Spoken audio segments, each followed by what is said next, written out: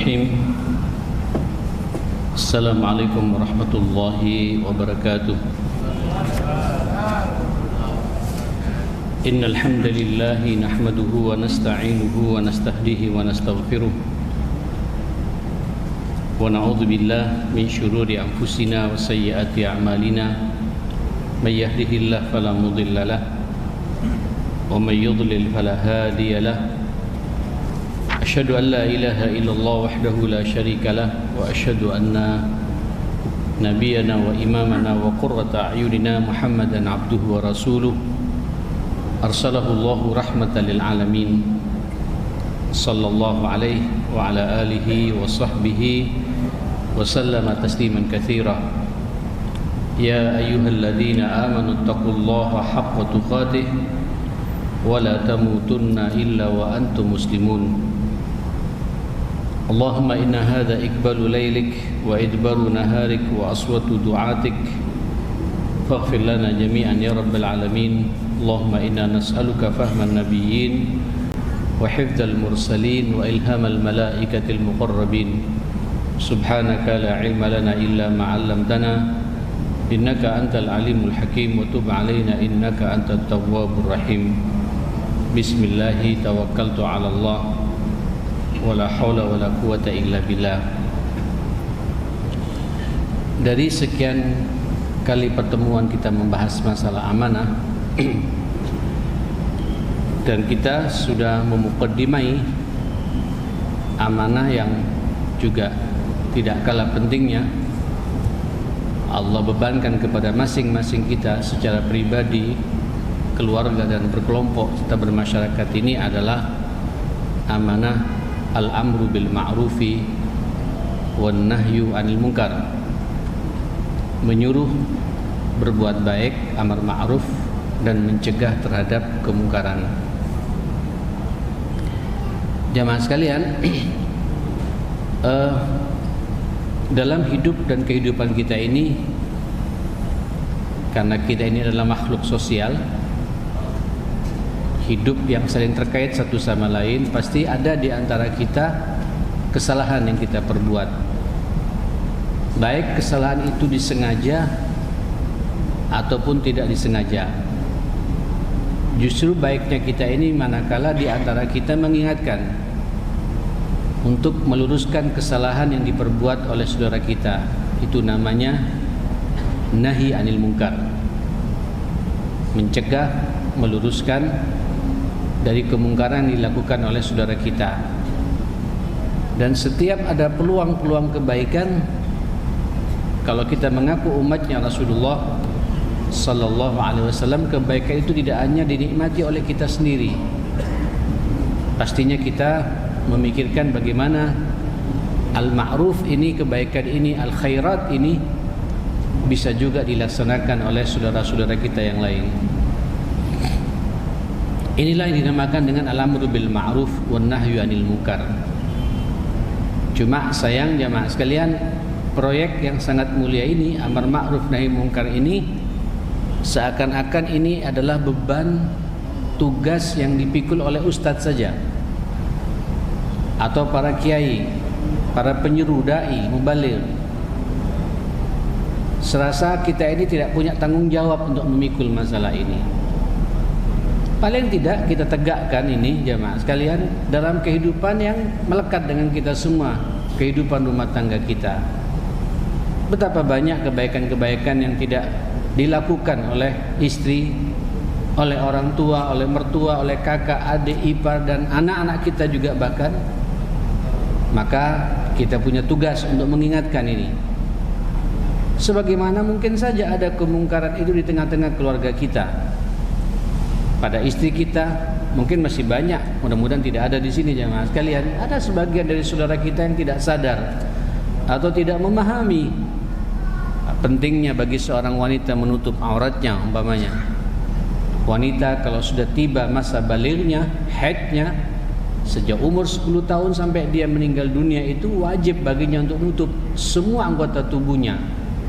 Tapi masih ada jemaah sekalian di antara sebagian saudara kita yang membiarkan anak gadisnya, anak perempuannya, istrinya, kakaknya, adiknya yang masih membuka auratnya seperti itu. Ini kemungkaran, Pak. Tidak bisa kita diamkan. Bahkan Allah melegitimasi kita sebagai umat Muhammad, umatnya Rasulullah sallallahu alaihi wasallam, menjadi umat yang terbaik di sepanjang kehidupan umat, perjalanan kehidupan umat manusia ini di dunia ini, di saat kita semua terlibat dengan amar ma'ruf nahi anil munkar. Apa kata Allah Subhanahu wa taala? Kuntum khaira ummatin ukhrijat linnas ta'muruna bil ma'rufi wa tanhauna 'anil munkari wa tu'minuna billah. Kalian semua, kita ini Pak, kuntumnya ini untuk antum, kuntum, engkau semua, kata Allah Subhanahu wa taala. Sebaik-baik umat yang dikeluarkan, harus kita keluar Pak, memang enggak bisa diam. Ya, enggak bisa pasif hanya di rumah saja, harus keluar karena kita ini makhluk sosial yang ingin menyebarkan rahmatnya Islam ini pada alam semesta ini, bukan hanya pada manusianya Pak, pada alamnya juga, apalagi pada manusianya itu sendiri. Harus keluar, ukhrijat linnas. Tugasnya apa? Ta'muruna bil ma'ruf wa tanhauna 'anil munkar. Ada amar ma'ruf dan nahi 'anil munkar. Terus dibingkai dengan wa tu'minuna billah, dengan catatan kita beriman kepada Allah Subhanahu wa taala. Nah, saudara yang dimuliakan Allah, sehingga khairiyatul ummah, kebaikan kita umat Islam ini, sepakat para ulama itu berbanding lurus dengan keterlibatan kita pada proyek amar ma'ruf nahi munkar ini Pak. Sambil lalu terus kita menjaga kualitas iman kita ini, wa tu'minuna billah.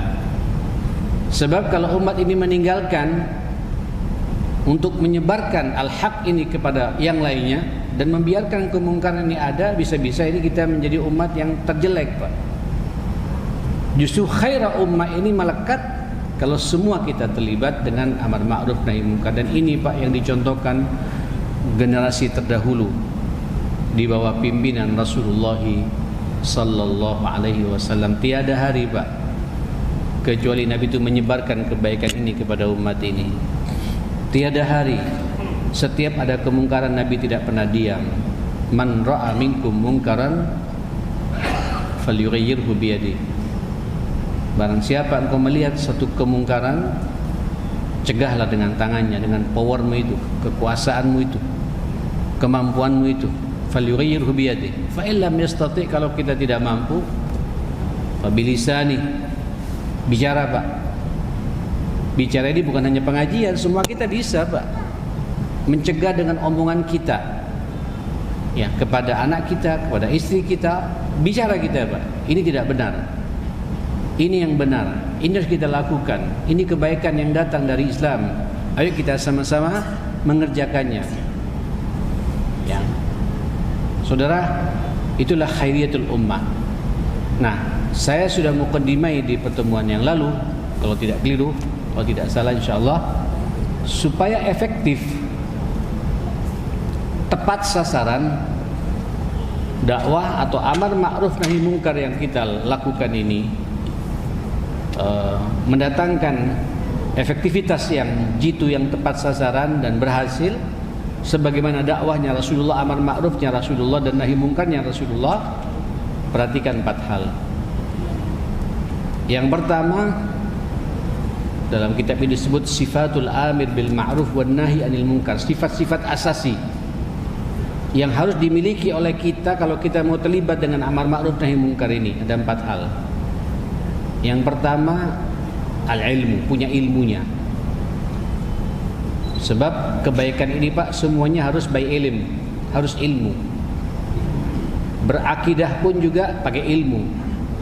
Sampai juga beribadah, salat maghrib, itu butuh ilmu Pak, biar diterima salat kita oleh Allah Subhanahu wa taala. Sehingga kita ketika mengajak orang untuk salat, tidak hanya ngajak salat Pak, tapi bagaimana cara salat yang benar, itu semua ada dalilnya, ada ilmunya. Ya. Tiba-tiba sampai nanti ditanya masalah warisan Pak, terus tak tahu ilmunya. Wis 50-50 saja, rusak kehidupan ini ma'asyal muslimin. Nah, saudara yang dimuliakan Allah Subhanahu wa taala, mau haji ada ilmunya, mau puasa ada ilmunya, Mengeluarkan zakat apalagi ada ilmunya, tidak hanya kita keluarkan, Pak. Yusuf Qaradawi rahimahullah rahmatullahi alaih, dia menulis satu buku, Pak, 2 jilid begini, namanya Fiqhuz Zakat. Fikih tentang masalah zakat, sampai 2 jilid tebal jemaah sekalian. Ada ilmunya, tidak hanya sekedar kita kasih. Ini zakat apa? Zakat harta, zakat perniagaan beda lagi, Pak. Zakat emas, zakat perak beda lagi. Zakat pertanian dibagi lagi pertanian itu, Pak. Ada pertanian pakai irigasi, tenaga manusia, tenaga mesin, ada pertanian langsung lewat hujan. Berapa nisabnya? Ini beda-beda jamaah sekalian. Zakat perhiasan, zakat temuan, ya, dan lain sebagainya, ma'asyar muslimin. Bahkan nanti terakhir beliau beristihad dalam fikih kontemporer beliau, namanya zakat profesi. Ini kan ilmu semua jamaah sekalian. Kebenaran itu, Pak, al-amru bil ma'ruf disampaikan dengan ilmu. Sebab sekarang ini orang terjebak dengan konsumerisme, Pak, konsumtif semua. Gaji di atas 30 juta maunya jamaah sekalian. Tapi kalau konsumtif ya habis, tidak keluarkan zakat. Padahal kalau kita lihat kebutuhannya ya segitu-segitu saja. Rawon tiap hari jamaah sekalian, besoknya sop paling setiap kali makan 25.000.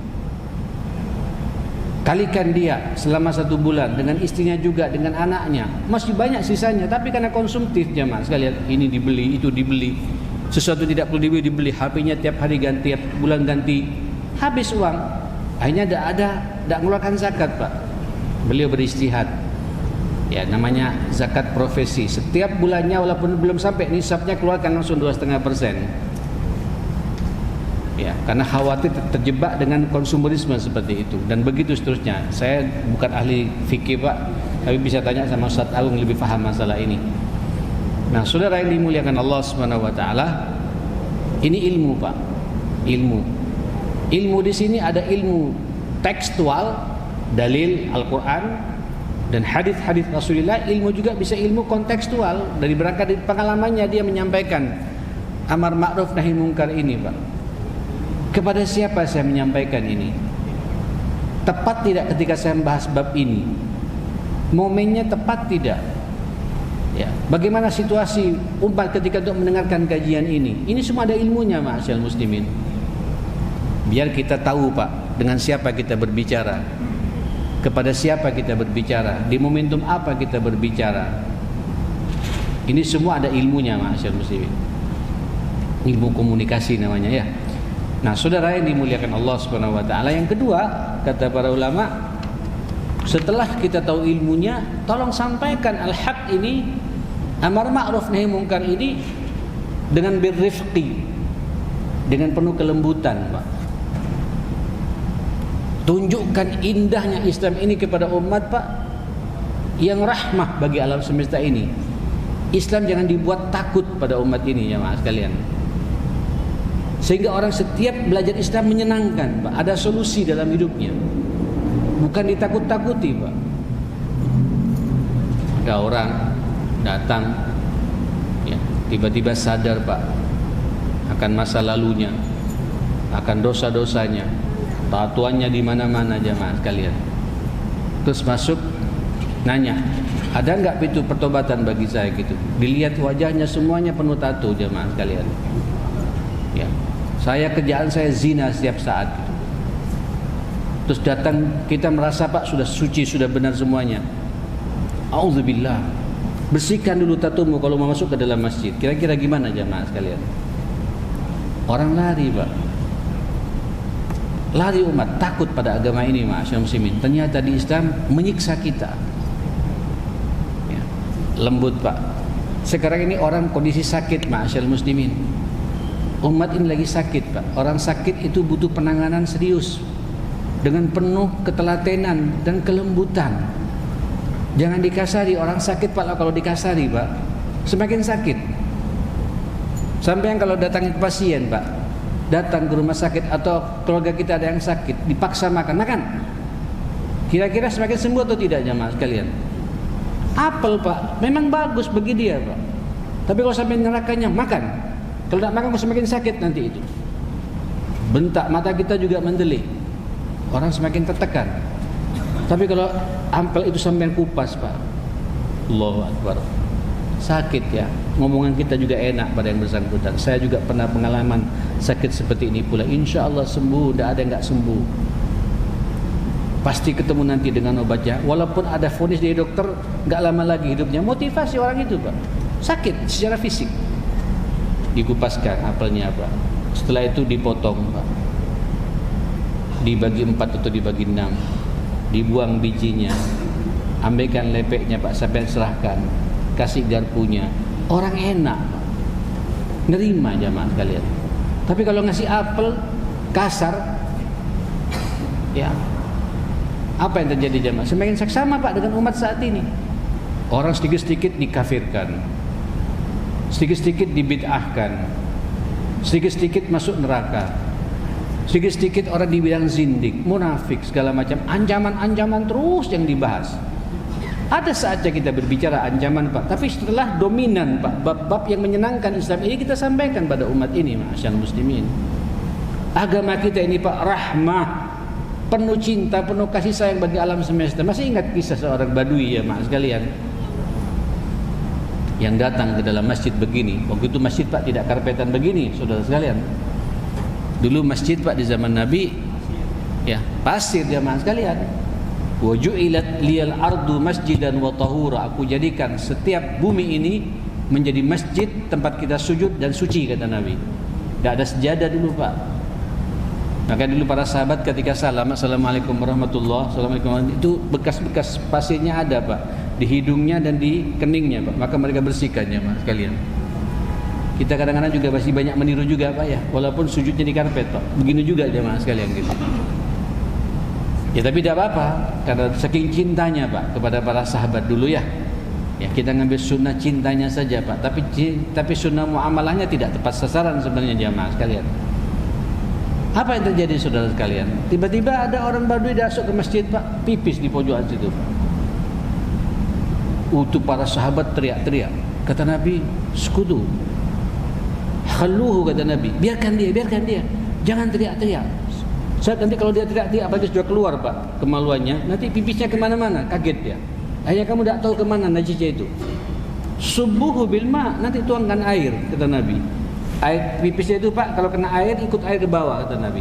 Jadi bersih dengan sini kalau dia sudah kering, kata Nabi. Baru setelah itu dipanggil sama Rasulullah sallallahu alaihi wasallam dengan penuh kelembutan. Katanya sahabat, Pak, ada yang sudah mengeluarkan apa? Pedang, Pak. Seakan-akan orang ini ngenyek tempat ibadahnya umat Islam. Ini orang Badui, Pak, tidak tahu peradaban. Tidak tahu peradaban, Pak. Tidak tahu apa ini tempat kita tahu. Dipanggil sama Nabi. Kau dari mana? Siapa namamu? Aqra, kata dia. Namanya Aqra.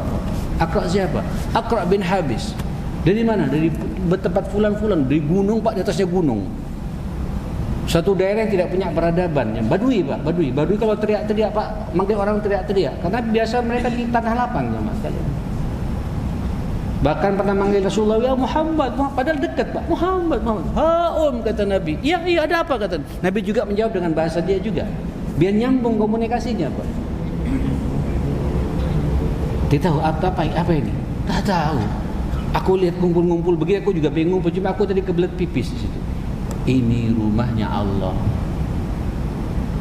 ini masjidnya Allah, hadza baitullah.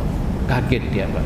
Wah, kalau begitu aku salah tadi pipis di situ. Iya, memang salah. Tuh lihat sahabat-sahabatku semua pada mendelik, itu dia. Itu, Pak, direkam, Pak, oleh Aqra bin Habis, ma'asyar muslimin, ya, tentang kelembutan Nabi, cara Nabi menyampaikan kepada orang ini, jemaah sekalian. Tidak dibentak, Pak. Orang salah, dia mungkin tidak tahu.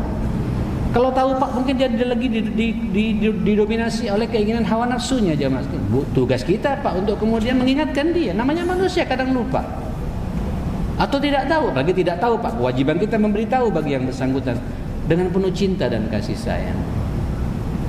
Tidak usah jauh-jauh lah, Pak, ya. Bagaimana kalau sampean kasar, Pak, di rumah, Pak? Sampai enggak dihargai sama ibunya anak-anak, Pak. Betul. Sampai yang kasar sama anak-anak Pak. Banyak sekarang anak Pak tidak mau berkomunikasi dengan orang tuanya karena kita kasar sama anak kita Pak. Saya memahami betul, kita orang tua Pak begitu cintanya pada anak. Takut anak kita bermasalah Pak di lapangan dalam pergaulannya. Terus dapat berita yang tidak menyenangkan, langsung kita bentak dia Pak. Apa yang terjadi Pak? Anak akhirnya tidak mau curhat sama kita Pak. Curhatnya sama ustadznya, curhatnya sama temannya. Ya kalau temannya baik Pak. Kalau temannya tidak baik, lapangkan dada kita ma'asyar muslimin. Ar-rifq, innallaha rafiq yuhibbur rifqa. Allah itu Pak sangat lembut, sangat cinta pada kelembutan, kata Nabi sallallahu alaihi wasallam. Wa innar rifqa idza kana fi syai', dan kelembutan itu kalau ada pada sesuatu Pak, zana, terhiasi orang itu Pak. Orang ini Pak kalau berbicara lembut, menyenangkan sama orang, penuh senyum, orang ingin mendekat dengan kita. Wa illa walau kunta faddan ghalidul qalbi lam faddu min haulik. Kaulah kalian ya Muhammad, engkau ya Muhammad faddan, kaku hati pula, tak lunak hatimu, kasar sama orang, lam faddu min haulik, umatmu akan lari dari kamu semua itu. Fa'fu anhum, maafkan mereka ini. Bahkan Pak tidak hanya maafkan Pak, wastaghfir lahum, mintakan ampun kepada Allah orang-orang yang salah itu kepadamu. Dan wasyawirhum bil amr. Aduh, luar biasa nih Pak. Bermusyawarahlah dalam menentukan satu perkara. Bagaimana kita akan bermusyawarah Pak dengan orang yang pernah berbuat salah kepada kita? Tidak gampang ini jemaah sekalian. Ini diberikan kepada orang yang punya hati lapang, ya, lembut Pak dalam segala hal jemaah sekalian. Anak kalau sampean bentak Pak, selamanya tidak akan bisa berkomunikasi dengan sampean. Saya merasakan sekali Pak. Saya punya anak 4, semuanya laki-laki. Sekarang setelah kita sama-sama dewasa, kita buka-bukaan semua gitu. Saya biasa Pak, sebulan sekali kita duduk bersama-sama dengan mengevaluasi perjalanan dalam 1 bulan itu. Apa kekurangan Nabi, apa kelebihan Nabi, ayo kita buka semua. Termasuk juga anak-anak saya, kita buka-bukaan. Abi baik, cuma Abi tersinggungan gitu. Ketika tersinggungan Abi tidak bisa diajak bicara gitu. Ini kan bagus Pak, ada komunikasi dibuka sehingga kita sadar Pak, mencoba untuk senyum terus pada anak-anak Pak. Mohon maaf Bapak, kadang-kadang saya secara pribadi ketika ada masalah pada anak Pak, saya kadang-kadang butuh waktu 1-2 minggu untuk bisa mengeksekusi masalah itu Pak. Nunggu momen yang tepat Pak, nunggu kesiapan mental anak yang bersangkutan untuk kita arahkan Pak. Betul, nunggu pas yang tepat. Sebab kalau orang tenang Pak, kita juga tenang, ngomong itu nyambung ya Mas kalian. Terus kita dengan bahasa-bahasa yang santun, bahasa-bahasa yang pas, kena pada hati masing-masing kita ajak bicara, itu lebih efektif. Ar-rifq, setelah ada ilmunya, tunjukkan kelembutan kita Pak dalam beramar ma'ruf nahi mungkar. Marah itu Pak tidak menyelesaikan masalah, nambahin masalah. Sampian Pak kalau kasar beramar ma'ruf, niatnya ingin memperbaiki orang Pak, tapi nambahin masalah jemaah sekalian. Betapa banyak kemungkaran Pak diingkari dengan cara yang tidak lembut, menimbulkan kemungkaran yang lebih dahsyat lagi jemaah sekalian. Ada saatnya kita kasar Pak. Muhammadur Rasulullah walladzina ma'ah asyidda'u 'alal kuffar. Kapan asyidda ini Pak? Jangan hanya diambil tekstual Pak. Di momen apa Nabi syadid Pak pada orang kafir? Kafir siapa yang kemudian Nabi keras kepadanya gitu? Ini kan perlu kita kaji jemaah sekalian. Kenapa dalam satu riwayat Nabi dengan tetangganya Yahudinya bertahun-tahun tapi tidak pernah kemudian Nabi mengeksekusi dia? Sampai keluar kata-kata, wa man qatala dhimmiyan faqad qatalani, barang siapa memerangi orang yang ahli dhimmah walaupun beda keyakinan, berarti dia telah memusuhi aku, memerangi aku, kata Nabi. Luar biasa indahnya agama ini Pak. Inilah kelembutan. Berapa banyak Pak orang-orang Yahudi, orang-orang Nasrani, orang-orang Majusi Pak, di zaman Nabi masuk Islam bukan karena masalah akidah ini Pak, tapi masuk Islam karena terkesima melihat kelembutan dan akhlak yang dimiliki oleh siapa? Rasulullah sallallahu alaihi wasallam. Allahumma salli ala Muhammad. Nah jemaah sekalian dimiliki Allah, ar-rifq Pak, lembut. Ayo sambian dalam menegakkan kebenaran ini lembut. Imam Pak, imam terus sambian kasar Pak. Istawu, coba itu. Masa enggak sadar-sadar Udah tiap hari salat, kira-kira gimana Pak? Besok gak akan salat di sini lagi Pak jawab. Cari masjid lain Pak.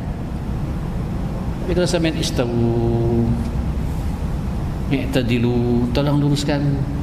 Jangan kasih celah kepada makhluk lain untuk membersamai kita dalam salat ini. Sempurnanya saf kita, sempurnanya salat kita. Senyum sampai lihat ke belakang kanan gitu. Yang di belakangnya lagi tolong rapikan ya, lihat kanan kiri. Indah Pak. Tapi kalau sampean kasar, habis kita ini jemaah sekalian. Ya. Nah, saudara, ar-rifqu. Nah, berikutnya juga al-adlu.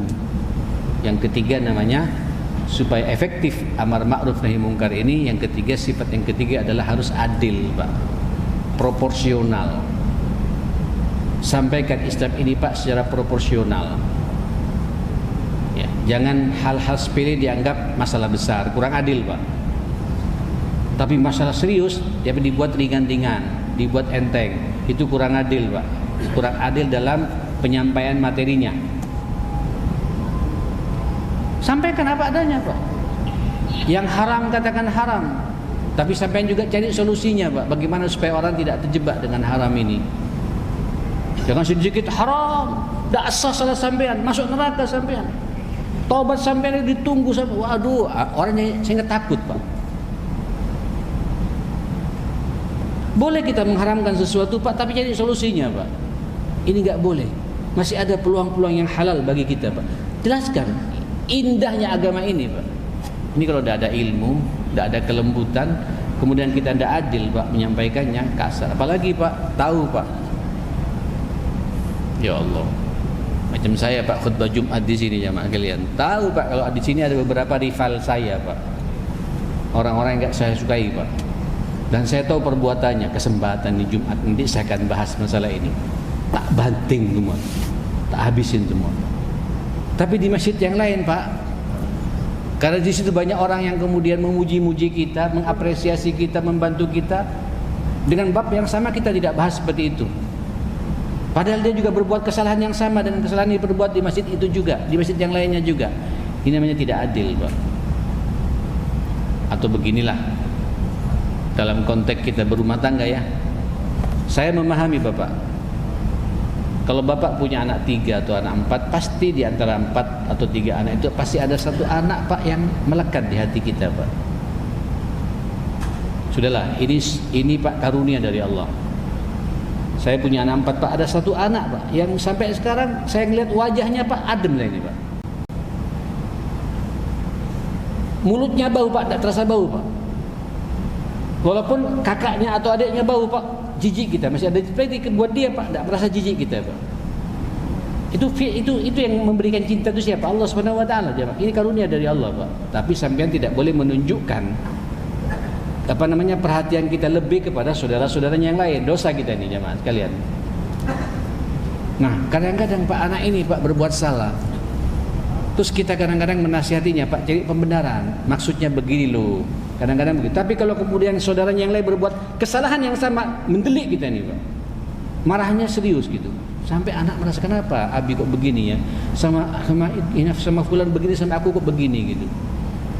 Ini namanya tidak adil Pak. Ini persis kisah yang terjadi kepada siapa?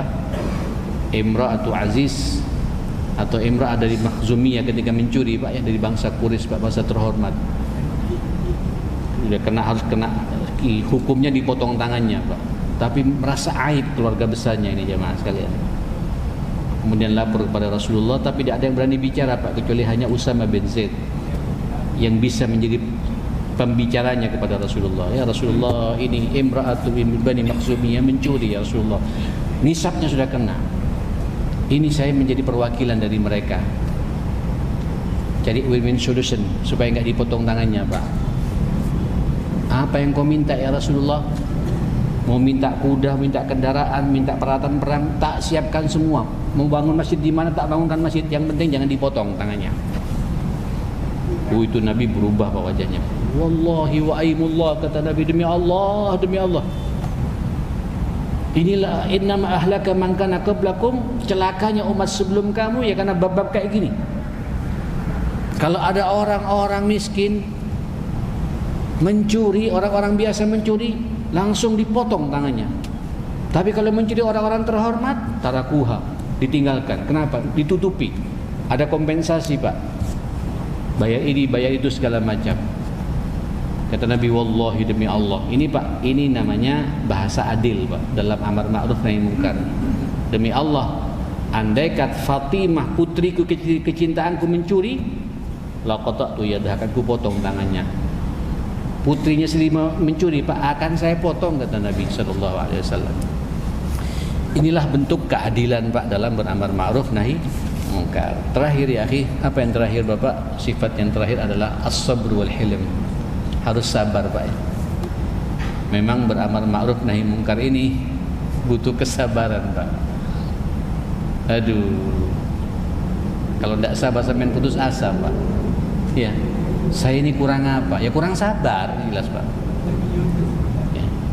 Saya pengajian dah rutin di situ, tapi masih tetap masyarakatnya tidak ada perubahan. Sampean hanya ditugaskan Pak menyampaikan saja amar ma'ruf nahi munkar. Orang itu mau terima arahan kita ini Pak, ajakan kita atau tidak, itu bukan urusan kita. Allah hanya melihat sejauh mana kesungguhan kita beramar ma'ruf dan bernahi anil munkar. Nerima atau tidak bukan urusan kita. Urusannya siapa? Allah. Innaka lan tahdi man ahbabta.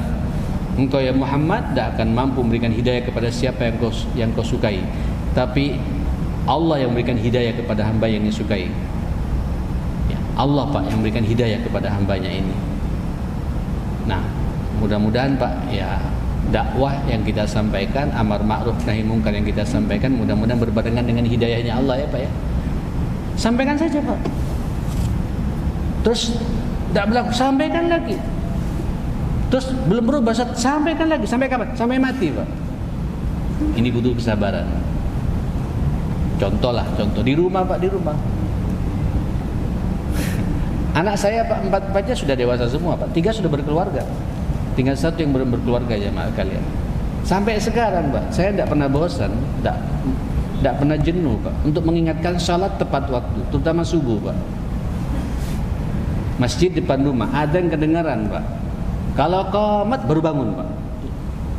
Gimana nggak akan mangkel kadang-kadang Pak. Tapi kita kadang senyum sendiri saya Pak. Ya Allah. Saya teringat masa kecil saya juga Pak, masa muda, hampir sama sebenarnya Pak ya. Ya, bernostalgia lah dengan ke belakang Pak. Cuma kita minta hidayah sama Allah. Terus sampaikan Pak. Sampai saya bilang sama anak-anak, kapan Abi dibangunkan sholat subuh tepat waktu gitu. Tiap hari nih Pak, tiap hari nih Pak. Kadang-kadang saya sholat Pak, mohon maaf. Namanya kalau datang ke masjid saya, kadang-kadang saya tidak pernah sholat di saf pertama Pak. Seharusnya saya di saf pertama Pak. Kenapa? Karena saya ngontol mahasiswa saya dan ngontol anak saya sendiri jemaah sekalian. Habis salat subuh Pak, saya langsung berbalik begini Pak. Lihat. Masbuk terkadang, oh terlambat berarti ini Pak. Pernah sampai qomat Pak, saya noleh ke belakang, belum muncul anak saya jemaah sekalian. Ya Allah. Keluar saya Pak. Ini kemungkaran Pak, tidak bisa saya diamkan Pak.